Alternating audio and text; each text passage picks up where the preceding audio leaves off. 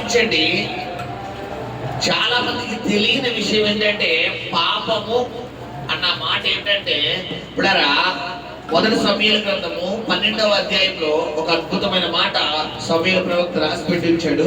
అది చదువుకుందాం. మొదలుకున్నాము. నా మట్టుకు నేను మీ నిమిత్తము ప్రార్థన చేయుట మానుట వలన యెహోవాకు విరోధముగా నేను అంటే చాలా మంది పాపము అనగానే ఇప్పుడరా చాలా పెద్దగా ఊహించుకుంటారు. దొంగతనం పాపం, వ్యభిచారం పాపం. నా వంక చూడపిల్లరా, దొంగతనం పాపం, వ్యభిచారం పాపం, నరహత్య పాపం, కోపడడం పాపం, తిట్టడం పాపం, కొట్టడం పాపం, బూతులు మాట్లాడడం పాపం, ఇలా అనుకుంటారు.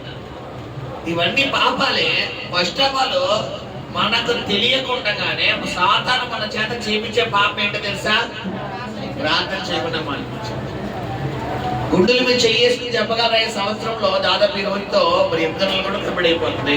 ఈ 8 నెలల్లో ఒక్క రోజు కూడా నేను ప్రార్థన చేయకుండా లేను అన్నవారు ఎవరైనా ఉన్నారా? ఒక్కరు కూడా ఒక్క రోజు కూడా నేను ప్రార్థన చేయకుండా లేను అన్నవారు ఎంతమంది ఉన్నారు? దాదాపు 40 మందిలో ఇద్దరు లేచేది అంటే అర్థం చేసుకోండి. ఇక్కడ గమనించండి, సాతాను నువ్వు దొంగతనం చెయ్యక్కర్లేదు, నరహత్య చెయ్యక్కర్లేదు, పొరుగు వాడిని దూషించక్కర్లేదు. ఇది ఎక్కడ సాతాను బంధిస్తున్నాడో అర్థం చేసుకో. బైబిల్లో ఉంది, సాతాను ఎంత సులభంగా ఏం చేస్తాడమ్మా? చిక్కులు పెడతాడు సులభంగా. నువ్వు ఎక్స్పెక్ట్ చేయవు అసలు. బైబిల్ ఏం చెప్తుందంటే, పులిసిన పిండి కొంచెం ఉండను అదంతా పాడైపోతుంది. నీ జీవితంలో నీకు తెలియకుండానే నీ తలంపులలో, నీ ఆలోచనలో, నీ భావోద్రేకాలలో సాతానుకు సంబంధమైన సిగ్నల్స్, ఇప్పుడు పాయింట్స్ ఉంటాయి. రోడ్డు మీద వెళ్ళేటప్పుడు బైక్స్ మనకు అక్కడ ఆపై ట్రాఫిక్ పోలీస్ ఉన్నా లేకపోయినా మనకు ఒక సిగ్నల్ కనబడుతుంది. ఏంటది? రెడ్. ట్రాఫిక్ పోలీస్ ఉన్నా లేకపోయినా మనకు ఒక సిగ్నల్ కనబడితే వెళ్ళిపోమని. ఏంటది? నేను. ట్రాఫిక్ పోలీస్ ఉన్నా లేకపోయినా పిల్లరా సిగ్నల్ తో సంబంధం లేకుండా ఇంకో సిగ్నల్ కనబడితే ఏంటది? ఆరెంజ్. ఆరెంజ్ అంటే ఏంటి అర్థం? వెళ్ళిపోవచ్చు, జాయిగా చూసుకుని వెళ్ళిపోవాలి.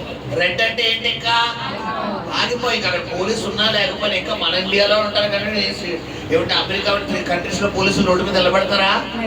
ఒకవేళ కనుక నువ్వు సిగ్నల్ క్రాస్ అయ్యి వెళ్ళావా, వెంటనే ఫోటో తీసేస్తారు. నీ వెహికల్ పోలీసులు ఇంటికి వెళ్ళిపోతారు, వెంటనే స్పాట్ జరిగిపోతారు. మనకిలా పోలీసులు కూడా విజిల్చుకున్న ఊ అని ఓదరు అక్కడ ఆ కంట్రీస్ లో. ఇక్కడ గమనించండి, అంటే ఇక్కడ గమనించండి, నీ ఎవ్రీ మూమెంట్ ఎవరు అబ్జర్వ్ చేస్తున్నారంటే దేవుడు అబ్జర్వ్ చేస్తున్నాడు. ఆ విషయం తెలుసుకుని నువ్వు చాలా జాగ్రత్తగా గమనించాలి, ప్రయాణించాలి. ఇక్కడ అదే చెప్తున్నాడు.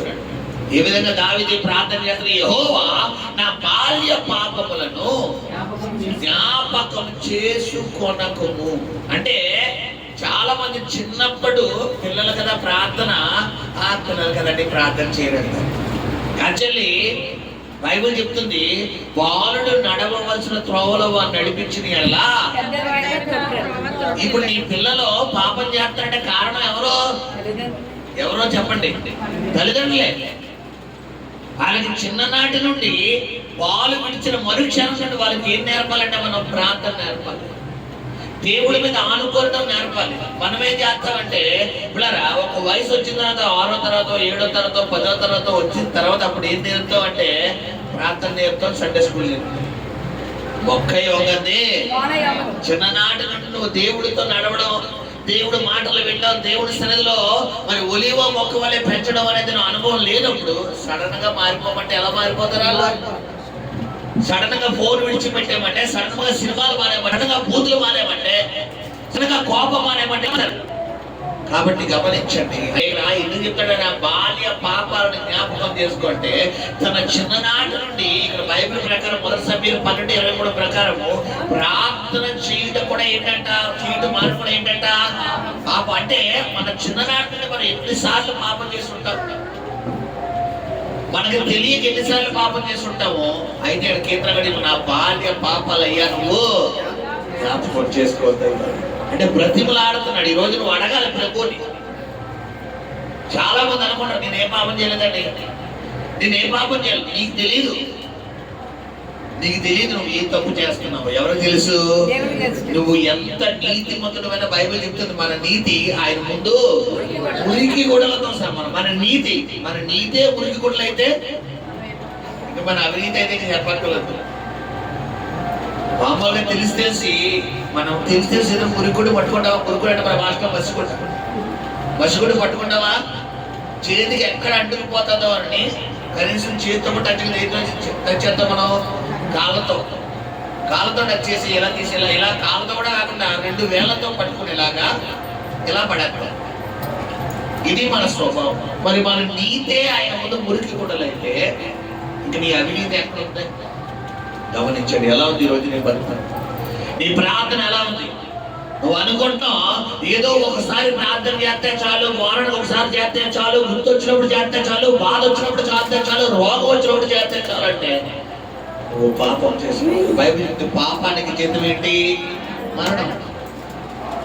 ఇప్పుడు నీ ఆత్మకు మరణం. నీ చేతులారా నువ్వే సాతానికి అవకాశం ఇస్తున్నావు. ఎందుకు నీ కుటుంబాన్ని సాతానికి విడిచిపెట్టి వెళ్ళడం లేదు? ఎందుకు ఇంకా నీ జీవితాన్ని విడిచిపెట్టి వెళ్ళడం లేదంటే వాడికి సంబంధించినటువంటి ఆ యొక్క సిగ్నల్ పాయింట్స్ అన్ని ఎవరి దగ్గర ఉన్నాయంటే మన దగ్గర ఉన్నాయి. కాబట్టి గమనించండి. హల్లెలూయా. గమనించండి. సరే బైబిల్కి వచ్చేద్దాం. గడిచిన